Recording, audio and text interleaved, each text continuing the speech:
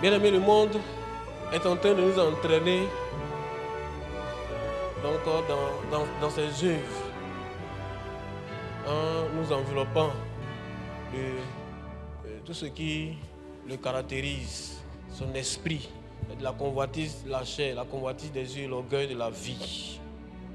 Et en nous amenant à adopter sa posture, la rébellion, la corruption et l'abomination sur toutes ces formes.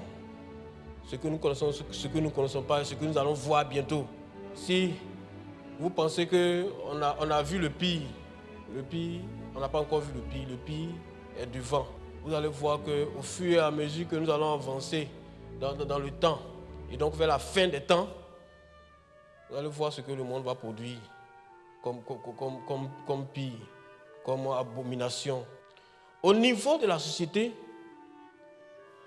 le monde est en train de conduire les hommes vers ce que j'ai appelé la babélisation. La babélisation donc, c'est quoi? Comme vous pouvez l'imaginer, selon Genèse chapitre 11, les versets 1 à 11, quand, après le déluge, les hommes ont commencé à se multiplier, ils se sont mis ensemble pour construire une tour de Babel. En fait, la tour, ils se sont mis ensemble pour construire une tour de Babel pour qu'ils soient un, pour qu'ils soient ensemble tous les jours. En fait, le problème, ce n'est pas le fait que les hommes se soient mis ensemble. Voilà, pour construire une tour, l'homme, il a besoin d'être ensemble. C'est pourquoi l'homme est un animal social, il a besoin d'être ensemble parce qu'il ne peut pas se suffire à lui seul. Mais, ce qui s'est passé à Babel, à la tour de Babel, les hommes voulaient construire une tour pour arriver jusqu'au ciel. De manière spirituelle, les hommes voulaient atteindre Dieu. C'est beaucoup plus spirituel que physique, l'événement de Babel. C'est ce que Adam et Ève voulaient faire. Quand le serpent leur a dit que si vous mangez ce fruit-là, vous serez comme Dieu. Donc, c'est la même pensée. On l'a vu dans l'enseignement précédent que les hommes se sont fait eux-mêmes Dieu. C'est ce qu'on a appelé le surhomme ou bien le super-homme. Donc, ça ne date pas d'aujourd'hui. Seulement, à l'époque moderne, les gens ont conceptualisé et puis ils sont en train de développer, d'approfondir et de terminer ce que les ancêtres, les Babéliens, ont conçu. Donc, c'est ça la babélisation. Tu as créé l'homme, nous on peut créer l'homme. Tu as créé les animaux, on peut créer les animaux. Ce que tu vois dans le film là, en réalité, les gens sont au laboratoire sur ça. Donc ce n'est pas le fruit d'une imagination, c'est le fruit des pensées de l'homme et le fruit et c'est la révélation des expériences que les gens sont en train de faire dans les laboratoires. Ils sont en train de faire ça actuellement là. Donc c'est ça la labellisation. Atteindre Dieu et même chercher à dépasser Dieu. C'est ça la babélisation. Oui, la babélisation, c'est aussi un label, on peut le dire.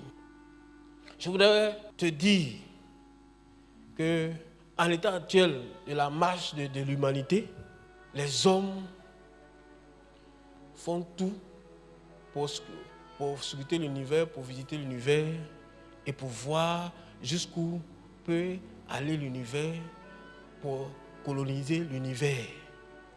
Il y a une entreprise américaine appelée SpaceX. Donc, eux, ils sont spécialisés dans les voyages sur la Lune et sur Mars justement.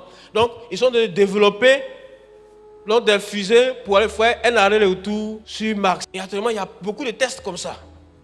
Donc, bien aimé, mon frère, si tu es sage, si tu es intelligent, il ne faut pas affectionner les choses qui sont sur la terre, sur ce monde-là-ci. Il faut affectionner les choses qui dépassent Mars, les choses qui sont dans le royaume de Dieu. Parce qu'eux-mêmes, ils savent que ce monde-là ne va pas subsister pendant longtemps. Et donc, les hommes sont en train de réorganiser le monde. Ce que Paul appelle la cosmo-toutou, c'est-à-dire le visage de ce monde est en train de changer. Ils ont appelé cela le nouvel ordre mondial. C'est-à-dire, ils sont en train de bouleverser le monde pour asseoir donc ce qu'ils ont conceptualisé, ce qu'ils ont conçu et ce qu'ils ont préparé. Ils vont mettre ça en application, bien-aimés. Ils vont changer le monde. Donc vous voyez, la babélisation nous a conduit donc au nouvel ordre mondial. Donc, la mondialisation, c'est l'uniformisation. On appelle globalisation. Mais le vrai mot, c'est uniformisation. Même mode de pensée. Ils auront donc un même gouvernement, une même religion. La religion de l'Antichrist, un même gouvernement. Et voici la démarche. Si tu es dedans, tu vas comprendre. Si tu n'es pas dedans, il faut écouter. La démocratie est le meilleur type de gouvernement. La démocratie est le meilleur type de gouvernement. Or, nous le savons que la démocratie, quand ça a été institué, c'était non seulement se libérer pour résoudre deux problèmes. Donc la démocratie est le meilleur type de gouvernement. Les médias nous transmettent fidèlement sans parti pris de façon à désintéresser les événements mondiaux. La mondialisation est bon parce qu'elle permet de résoudre les problèmes planétaires que nous connaissons tels que la pollution, le terrorisme, la sécurité. Il faut un gouvernement mondial. L'univers est le produit du hasard. Les hommes tels que nous voyons ont été l'objet d'un processus qu'on a appelé évolutionnisme ou darwinisme et qui n'ont pas été créés hommes comme nous voyons, mais ils étaient d'abord des atomes, sinon des tétards, etc., etc. Avant de devenir donc des animaux, des singes, et puis ils sont devenus hommes. Donc il y a eu une évolution. La Terre a plus de 4,5 milliards d'années. Nous sommes donc, toi et moi, toi qui m'écoutes là, toi qui me regardes là, nous sommes donc des animaux qui ont évolué. Moi je suis un animal, moi-même. Bien aimé, le mode de pensée du monde, je continue d'énumérer le mode de pensée du monde. Ce que le monde veut nous faire comprendre. Toutes les religions, voici, toutes les religions sont bonnes pourvu qu'elles soient pratiquées sincèrement. Si nous disons qu'aucune religion ne sauve, et c'est vrai, aucune religion ne sauve, c'est Jésus-Christ. Nous disons que c'est Jésus-Christ qui sauve. Donc le christianisme est le chemin du salut. Nous disons cela. Toutes les religions ne sauvent pas. Toutes les religions mènent ou mèneront en enfer. Le christianisme, c'est-à-dire toute croyance basée sur Christ mène au paradis. C'est ce que nous disons. C'est ce que nous affirmons. Et ça, personne n'enlèvera ça de notre esprit. Parce que c'est ça qui est la vérité. Jésus a dit, je suis le chemin, la vérité et la vie. Nous ne vivons au Père que par moi. Ou bien il ment, ou bien il dit la vérité. S'il dit la vérité, et si tu crois comme moi qui dit la vérité, il faut savoir que toutes les religions ne sont pas bonnes. Mais nous n'allons pas laisser le monde nous endoctriner. Nous n'allons pas laisser le monde nous berner. Nous n'allons pas laisser le monde nous détourner de la voie du Seigneur Jésus-Christ pour aller embrasser les autres religions. Nous saluons tous les humains. Nous les aimons comme Jésus les aime. D'ailleurs, si tu en fais partie et que tu m'écoutes aujourd'hui, bien aimé, il faut éviter d'avoir le comportement de certains chrétiens mal instruits et mal affermis, qui éprouvent de la haine contre les autres religions ou contre ceux qui pratiquent une croyance autre que le christianisme. Donc évitons, au contraire, à ceci, tous connaîtront que vous êtes mes disciples si vous avez l'amour les uns pour les autres. Et si vous aimez même vos ennemis, bien aimés, ce qui fait la différence fondamentale entre le christianisme ou bien entre les chrétiens et les autres, c'est l'amour. C'est ça la seule différence. Ce ne sont pas les miracles. C'est l'amour. Parce que Satan même fait les miracles, mais Satan ne peut jamais aimer quelqu'un. C'est Dieu seul qui peut aimer quelqu'un. C'est l'amour de Christ seul qui fait la différence. Est-ce que j'ai parlé à quelqu'un? Est-ce que j'ai édifié quelqu'un? Est-ce que quelqu'un a été donc corrigé dans sa conception? Que Dieu vous bénisse. Bien-aimés, voici encore ce que le monde veut nous faire retenir, ce que le monde veut nous faire croire. Chacun est libre de faire ce qu'il veut pourvu que ça ne dérange pas autrui. Ça, c'est le principe de la liberté, ça. Chacun est libre de faire ce qu'il veut pourvu que ça ne dérange pas autrui. l'homme est né pour souffrir, a dit Job, comme l'étincelle pour voler. Si Dieu n'a pas jugé bon encore de retirer le souffle de vie qu'il a mis en lui, laisse-le là. Si tu cautionnes cela, tu es un assassin, tu es un criminel, tu es un meurtrier. Et Dieu va te demander des comptes. Bien aimé, c'est une question d'éthique, mais d'éthique chrétienne. Ce n'est pas l'éthique du monde, c'est l'éthique chrétienne. Tu n'as pas droit de vie sur quelqu'un. La vie ne t'appartient pas. Tu ne peux pas ôter la vie à quelqu'un. Si tu ôtes la vie à quelqu'un, tu es un meurtrier. Que ce soit par avortement, que ce soit par euthanasie ou par toute autre action. Il ne faut pas soutenir cela. Quel que soit ce qu'on va te dire, bien aimé. Tu tues une vie pour sauver une vie. Généralement, c'est ce qu'on dit.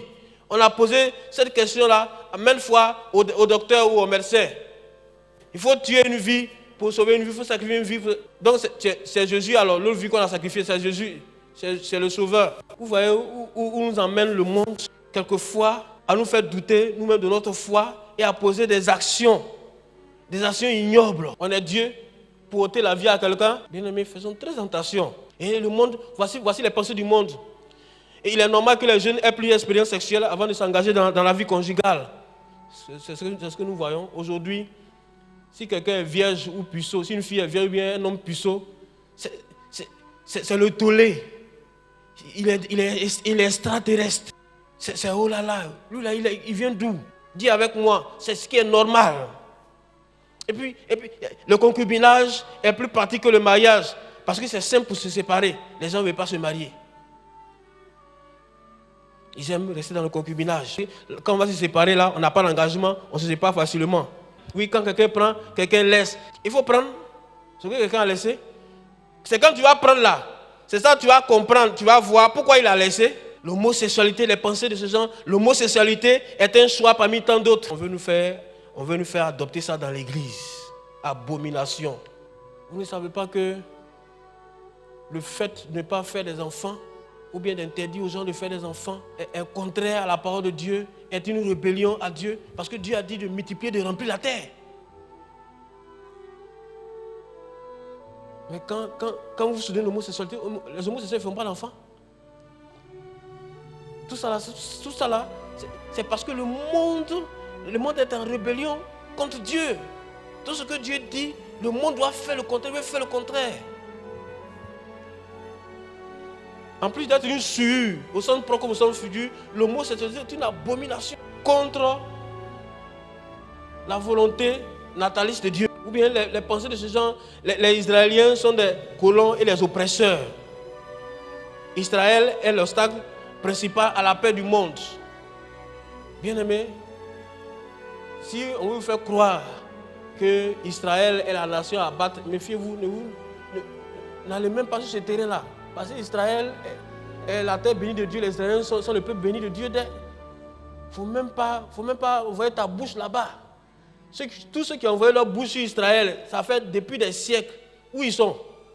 Et regardez autour d'Israël, regardez ces pays-là, actuellement, là, regardez-les. Celui qui bénit Israël sera béni, celui qui maudit Israël sera maudit. C'est ce que Dieu a dit. Si vous ne voulez pas bénir Israël, laissez Israël là où il est. Il va se débrouiller avec Dieu. Donc, voici comment le monde pense et comment le monde veut nous faire penser. Et le monde est en train de formaliser donc son système de pensée et de mode de vie. Et le monde a formalisé, ce n'est pas aujourd'hui, il y a longtemps. C'est ce qu'on a appelé la tradition. Nous allons parler brièvement de cela, la tradition des hommes. Dans Matthieu chapitre 15, verset 1 à 9, Jésus reprochait aux Juifs, aux chefs juifs, de faire prévaloir leur tradition au détriment donc, de la parole de Dieu, de la volonté de Dieu et de l'institution de Dieu. Donc la tradition, c'est quoi? C'est ce qui relie l'homme donc, à son mode de vie, à sa manière de penser, à son mode de gouvernement. La tradition, c'est un système donc, de règles, voilà, de vie des peuples, des langues, des tribus, etc. etc. Bien aimé, j'aimerais ouvrir une canne sur la tradition. Nous ne sommes pas contre la tradition, nous ne pressons pas contre la tradition, mais nous sommes contre certains aspects de la tradition qui sont en contradiction flagrante avec la parole de Dieu, avec la foi chrétienne. Et c'est ce que le Seigneur Jésus-Christ reprochait justement à ses interlocuteurs. Bien-aimé, là où la tradition te dit de faire des choses contraires à ta foi, contraires à la parole de Dieu, il faut dire non, il faut quitter dedans. Quel que soit ce que les hommes vont dire, quel que soit ce qu'ils vont faire. Qu'est-ce qu'une tradition? Qu'est-ce qu'une tradition? Quel profit tu vas tirer d'une tradition qui va t'emmener à des pratiques occultes? Il faut que le monde te rejette. Si le monde t'a accepté, tu es foutu. Si le monde t'a pris, si le monde t'a embrassé, tu es mort. C'est le baiser de la mort. Mais si le monde te rejette, si le monde te chasse, tu es sauvé. Dis gloire à Dieu. Est-ce que tu es obligé de t'adonner à ces pratiques-là? Est-ce que tu es obligé de suivre la tradition dans ces œuvres mauvaises? Tu es chrétien et puis tu danses guerrière. Toi-même tu sais que ce n'est pas bon. Toi-même tu sais que c'est mystique. C'est pas moi qui vais te dire ça. Puisqu'il y a des affrontements, puisqu'il y a des combats qui se passent sur le plan spirituel, ou bien c'est Jésus qui combat avec toi. Mais au dernier jugement, ça va chauffer. Hein? J'ai plutôt l'habitude de dire que ce n'est pas Dieu qui va envoyer quelqu'un en enfer. Parce que au dernier jugement, de toute façon tu auras vécu sur la terre là. Toi-même tu connais ta position, tu sais où tu dois partir. Donc au dernier jugement, toi-même tu prends ta route. Et puis tu t'en vas où tu dois aller. Ce n'est pas Dieu qui va t'envoyer en enfer. Ce n'est pas Dieu qui va t'envoyer au paradis. Ça je suis formé là-dessus. Bien aimé, la tradition a de bons côtés. Faisons ça. Il faut savoir faire la distinction. Parce qu'on ne peut pas jeter l'eau de bain de l'enfant avec l'enfant. On récupère l'enfant et puis on jette l'eau de bain. La Bible a dit, examinez toutes choses et retenez ce qui est bon dans Thessaloniciens. On garde ce qui est bon, on retient ce qui est bon dans la tradition. Voilà. Les bonnes mœurs. On retient ça et on garde ça. La fraternité. La solidarité. On retient ça et puis on garde ça. On met ça en pratique. Mais la tradition, comme par exemple l'excision, c'est quoi ça là? Bien aimé, arrêtez ça. Ce qu'il faut là, si tu as envie de faire, dites à vos parents d'arrêter ça. Il n'y a rien de bénéfique dans l'excision. Sinon, rendre la femme frigide, c'est méchant, c'est mauvais. Bien aimé, façon faire la différence entre la tradition qui n'a pas été corrompue par Satan et puis la tradition qui a été donc souillée par Satan, la tradition dans laquelle Satan a ses pieds, ses bras, ses mains, tout ça là. Rejetons ça, quel que soit ce que ça va nous coûter. Et que Dieu nous aide à tenir ferme face à ce monde, face aux œuvres de ce monde. Que Dieu nous aide à tenir ferme et même à triompher au nom de Jésus. Amen.